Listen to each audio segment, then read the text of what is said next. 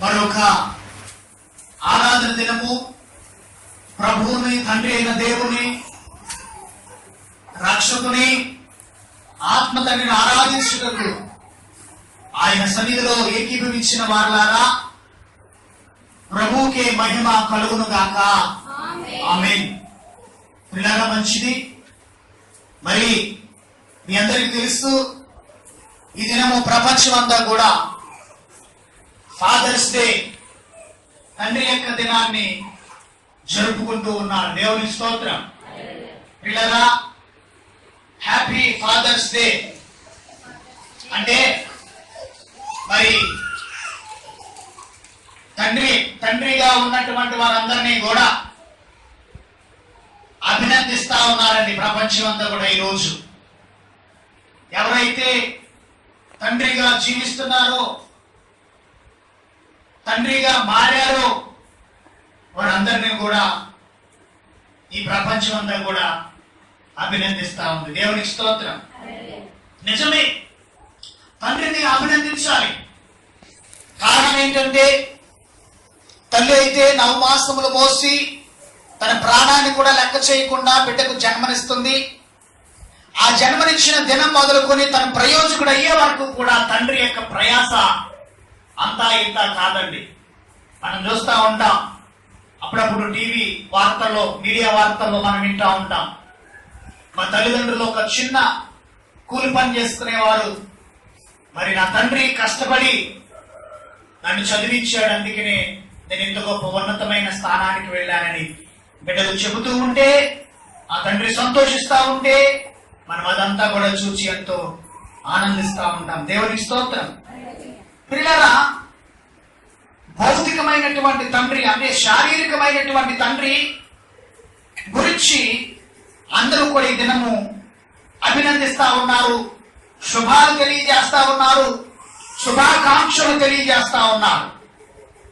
ఎందుకనంటే మరి తండ్రి చేసినటువంటి పనులను గురించి, బిడ్డలను ప్రయోజకులు చేయడానికి తండ్రి ఎంత కష్టపడతాడో, వారిని కనీసం ఆ తండ్రికి చదువు లేకపోయినా తన యొక్క కుమారుడు చదవాలి, ఆ తండ్రి కూలి పని చేసుకున్న తన కుమారుడు మంచి ఉద్యోగం చేయాలి, ఆ తండ్రి కష్టపడి వ్యవసాయం చేసుకున్న ఆ కుమారుడు మంచి భవిష్యత్తులో మంచి పని చేయాలి అనే ఆలోచన కలిగి ఈనాడు తండ్రులందరూ కూడా తన బిడ్డలను ఎంతో ఉన్నతమైనటువంటి స్థానానికి తీసుకుని వెళ్తా ఉన్నారు.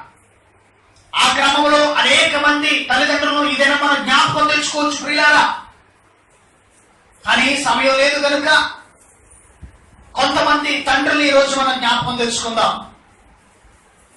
మొట్టమొదటిగా తండ్రులు రెండు రకాలు. ఈ లోకంలో ఉన్న తండ్రులు ఎన్ని రకాలు చెప్పండి? రెండు రకాలు.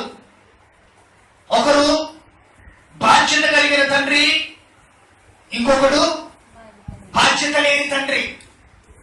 ఈ తండ్రి దేనికి ఉపయోగపడతాడంటే అవసరం వచ్చినప్పుడు ఏ ముద్ర నొక్కించుకుంటారు అంతే. తర్వాత ఎక్కడ తిరుగుతాడో, ఎక్కడ తాగుతాడో, ఎక్కడ పడిపోతాడో వాడికే తెలియదు. అవును కదండి? కానీ దేనికి ఉపయోగించుకుంటారండి? ఆ తండ్రి దేనికి ఉపయోగపడతారంటే ఒక ఏలు ముద్రకే. ఆ ఏలు ముద్ర ఎందుకు అని చెప్పండి? నేను యజమానుని అని చెప్పడానికి అంతే. దేవుని స్తోత్రం. కానీ కొంతమంది తండ్రులు ఉంటారు బాధ్యత కలిగిన వారు. వారెంతో బాధ్యత కలిగి తన బిడ్డలో బాధ్యతగా చూసుకుంటారు పిల్లరా. మరి అలాంటి తండ్రులను ఈరోజు మనందరం కూడా అభినందిస్తున్నాం. మరి అలాంటి తండ్రులైన వారందరికీ కూడా దేవుని సేవకుడుగా నా శుభాభివందనాలు తెలియజేస్తా ఉన్నా. దేవుని స్తోత్రం. పిల్లరా, నాకు ఒక సందేహం వచ్చింది, మీరు తీర్చాలని. అంటే మనకున్న ఇద్దరు ముగ్గురు పిల్లల గురించి మన తండ్రి ఎంత తాపత్రయపడతా ఉన్నాడో కదండి, అవునా? అలాగే ఈ లోకం అందరికీ కూడా ఒక తండ్రి ఉన్నాడు, పరలోకపు తండ్రి. దేవునికి స్తోత్రం.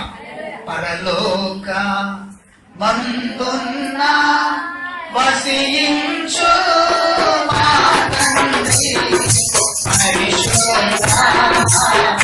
పరిశుద్ధ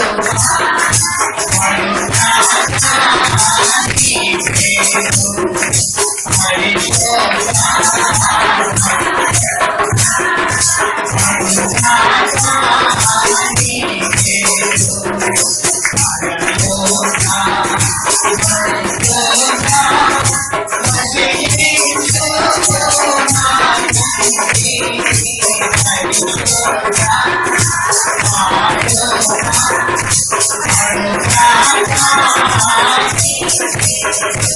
స్తోత్రం. ఈ తండ్రి ఎవరంటండి అమ్మా? ఈ తండ్రి ఎవరు చెప్పండి? సర్వ సృష్టికి తండ్రి. ఎక్కడున్నాడు? పరలోకమందున్న మా తండ్రి.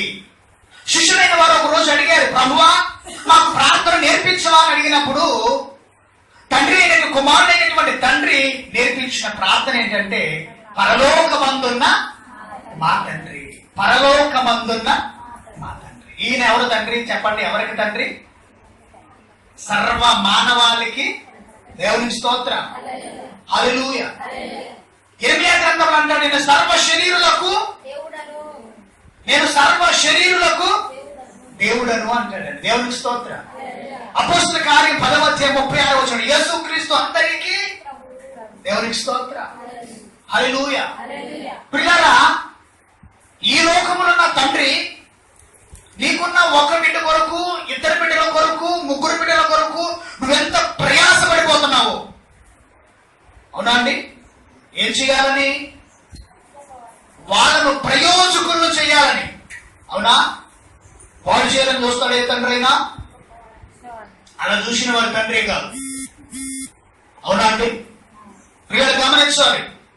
ఆలోచన చేద్దాం, యోచన చేద్దాం. అంటే ఇక్కడ మనం చూసినట్లయితే ఈ లోకంలో ఉన్న తండ్రికి పరలోకంలో ఉన్న తండ్రికి వ్యత్యాసం ఏంటి? ఏమైనా వ్యత్యాసం ఉందంటారా? ఉందామా? మాట్లాడట్లే ఎవరు? అమ్మా, వ్యత్యాసం ఉంది? లేదు. ఉందా? నేను లేదనుకుంటున్నానే. మీరేమనుకుంటున్నారు? వినపడట్లన్నా? ఉందనుకుంటున్నారా? సరే, మంచిది. ఏంటి ఆ వ్యత్యాసం? అయితే మరి ఉందని మీరే చెప్పారు కాబట్టి ఆ వ్యత్యాసం ఏంటో కూడా మీరే చెప్పాలి. అందుకే నేను లేదన్నా, మీరు ఉందన్నారు. అంటే ఇప్పుడు ఉంటే ఏంటి ఆ వ్యత్యాసం చెప్పాలి. అమ్మా చెప్పాలి. ఈ లోకంలో ఉన్న తండ్రి ఏమివ్వగలడంటే కొంచెం మాత్రమే ఇవ్వగలడు. అదే వ్యత్యాసం. పరలోకపు తండ్రి తన బిడ్డల కోసం ఏమివ్వగలడంటే సర్వస్వం ఇవ్వగలడు. ఏమివ్వగలడండి? సర్వస్వం ఇవ్వగలడు. మొన్న ఆయన అంటున్నాడు, ఊరు కొనుకో, ఇదంతా నా కొడుకు పేరు మీద అంతా మా కోణాన్ని ఉన్నది అనుకున్నారండి. ఎప్పుడో చెప్పారు. అవునా? అందుకనే ఈ లోకపు తండ్రి ఏమేమో చెప్పండి, కొంచెమే ఇస్తాడు. కానీ పరలోకపు తండ్రి ఏమిస్తాడు? సర్వస్వం.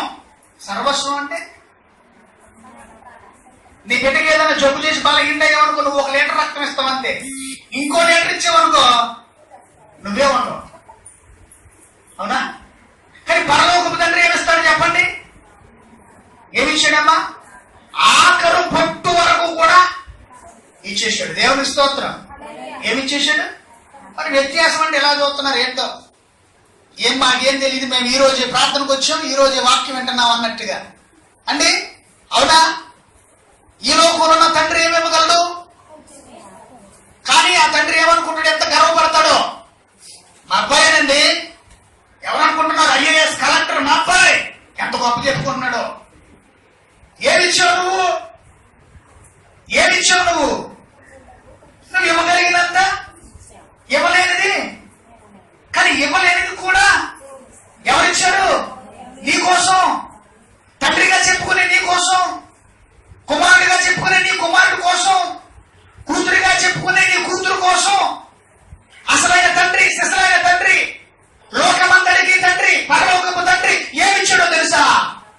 ఏమిచ్చాడండి? తన సర్వస్వాన్ని ఇచ్చేశాడు. నువ్వు ధనవంతుడు అవడం కోసం ఆయన దరిద్రుడయ్యాడు.